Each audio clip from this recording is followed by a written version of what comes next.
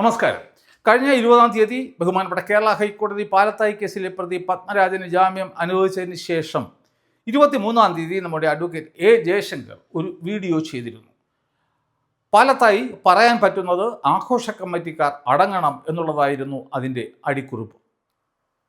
അതിൽ അദ്ദേഹം പറയുന്നത് കേരള ഹൈക്കോടതി പ്രഥമ ദൃഷ്ട്യാ ഉള്ള ഒരു നിരീക്ഷണം കണ്ടെത്തലാണ് നടത്തിയിരിക്കുന്നത് എന്നും പ്രഥമ ദൃഷ്ട്യാ ഉള്ള ഒരു കണ്ടെത്തൽ അല്ല എന്നും കൂടാതെ പത്മരാജന് കോടതി ജാമ്യം മാത്രമാണ് അനുവദിച്ചിരിക്കുന്നതെന്നും അദ്ദേഹത്തെ കോടതി വെറുതെ വിട്ടിട്ടില്ല എന്നും ഉള്ള ഒരു സാങ്കേതികത്വവും ആണ് അദ്ദേഹം പറയുന്നത്.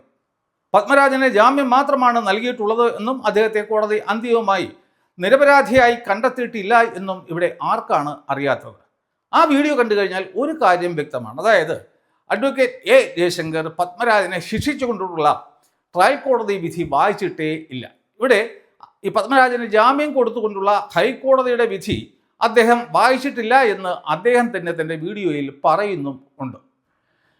ഇവിടെ നമ്മുടെ മാപ്രകളുടെ സ്റ്റാൻഡേർഡ് എന്താണെന്നും അവർ എങ്ങനെയാണ് ഓരോ കാര്യങ്ങൾ റിപ്പോർട്ട് ചെയ്യുന്നത് എന്നും നമുക്ക് എല്ലാവർക്കും തന്നെ അറിയാമെന്നുള്ളതാണ്.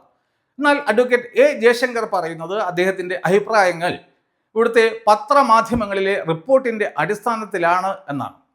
അങ്ങനെയാണെങ്കിൽ ഇങ്ങനെയുള്ള വളരെ പ്രധാനപ്പെട്ട കാര്യങ്ങളിൽ ഈ പത്രമാധ്യമങ്ങളിൽ കണ്ട റിപ്പോർട്ടിൻ്റെ അടിസ്ഥാനത്തിൽ മാത്രം അദ്ദേഹം എന്തിനാണ് ഒരു അഭിപ്രായം പറയുന്നത്?